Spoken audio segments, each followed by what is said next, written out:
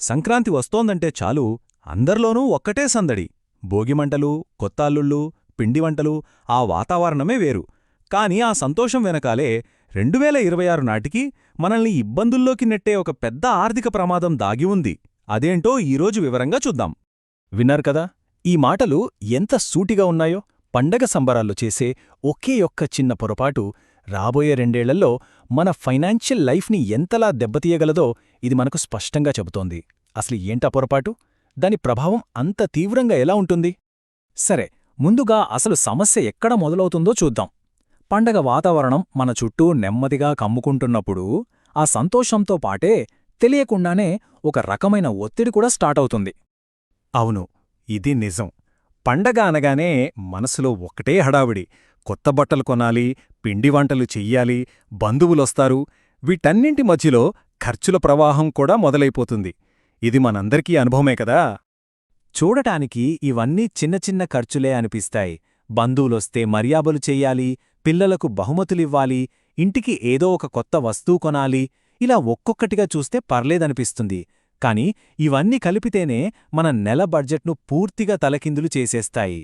పండగ ఉత్సాహమంతా బానే ఉంటుంది, కాని దాని వెనకున్న ఆర్థిక వాస్తవాలను కూడా మనం ఖచ్చితంగా అర్థం చేసుకోవాలి. చాలామంది తప్పు చేసేది ఇక్కడే.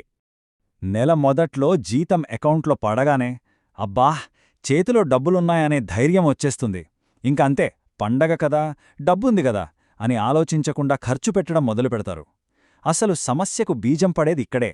ఈ తేడాని మనం క్లియర్గా అర్థం చేసుకోవాలి. చూడండి, ఒకవైపు షాపింగ్, గిఫ్ట్లు, ప్రయాణాలు లాంటి పండగ ఖర్చులు. వీటిని మనం కావాలంటే కొంచెం తగ్గించుకోవచ్చు, కంట్రోల్ చేయొచ్చు. కాని మరోవైపు ఈఎంఐలు, స్కూల్ ఫీజులు, బిల్లులున్నాయి. ఇవి తప్పనిసరి, ఖచ్చితంగా కట్టాల్సినవి. పండగ ఖర్చుల మీద ప్లానింగ్ లేకపోతే ఈ తప్పనిసరి ఖర్చులకు డబ్బులు ఎక్కడ్నించొస్తాయి? సో చివరికి ఏమవుతుంది? పండగ ఖర్చులు, తప్పనిసరి ఖర్చులు అన్నీ అయిపోయాక నెల గడపడానికి చేతిలో మిగిలేది ఆల్మోస్ట్ 0. జనవరి 15వ తారీఖు తర్వాత మిగిలిన రోజులు గడవడం చాలా అంటే చాలా కష్టంగా మారిపోతుంది. ఇక్కడితో కథ అయిపోలేదు. అసలైన హెచ్చరిక ఇక్కడే ఉంది. ఈ ఒక్క నెలలో మనం చేసే పొరపాటు కేవలం ఆ నెలకే పరిమితం కాదు. అది ఒక చైన్ రియాక్షన్లా మనల్ని రాబోయే 2 ఏళ్ల వరకు ఎలా వెంటాడుతుందో ఇప్పుడు చూద్దాం. ఇది ఎలా పనిచేస్తుందంటే, మొదటిది, సంక్రాంతికి ప్లానింగ్ లేకుండా విపరీతంగా ఖర్చు చేయడం. దీనివల్ల ఏర్పడిన ఆర్థిక లోటును పూడ్చడానికి ఆ తర్వాత వచ్చే 11 నెలలు సర్దుబాట్లు అప్పులతోనే గడిచిపోతాయి. ఇది రెండో స్టేజ్. ఇక ఈ అప్పుల చక్రం, సేవింగ్స్ లేకపోవడం ఇవన్నీ కలిసి 2026 వచ్చేసరికి ఒక పెద్ద ఆర్థిక సంక్షోభానికి దారితీస్తాయి.